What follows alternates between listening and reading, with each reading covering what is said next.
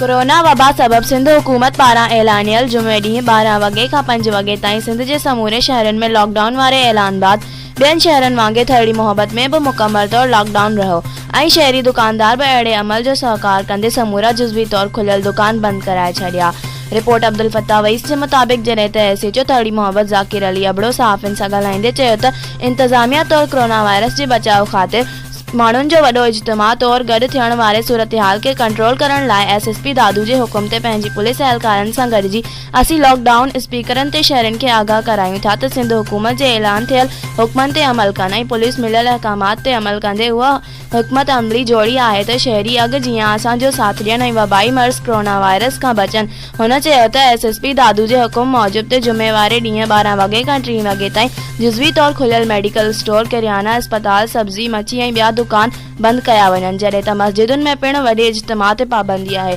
ऐं असां हर मस्जिद ते पुलिस एहलकार मुक़ररु करे छॾिया आहिनि जीअं माण्हुनि जो वॾो इज्तिमा न थिए। हुन चयो त पुलिस जी अहिड़ी अमल ऐं कानून जी पासदारी न कंदड़नि ख़िलाफ़ 144 कलम लागू मूजिबि 188 तहत संदन ख़िलाफ़ कानून ॾाढी मोहबत आवाम खे जीअं अॻु असां सां तावन रहियो आहे हिन चके में इहो ई तावन कंदा। मस्जिदुनि में जमायत न थींदी माना आज़ान थींदो ऐं 12 बजे पूरो लॉकडाउन हूंदो ऐं 3 बजे 2 कलाकनि लाइ दुकान खोलींदा वरी 5 बजे पूरो लॉकडाउन हूंदो जीअं अॻु में रोटियुनि मुताबिक़ हलंदो थो अचे लॉकडाउन हे उन ईंदो सिर्फ़ु जुमे जे हिसाब सां 12 बजे खां 3 बजे ताईं करायो वियो आहे ऐं 3 बजे 12 खां 3 बजे ऐं 3 बजे खां वरी 5 बजे।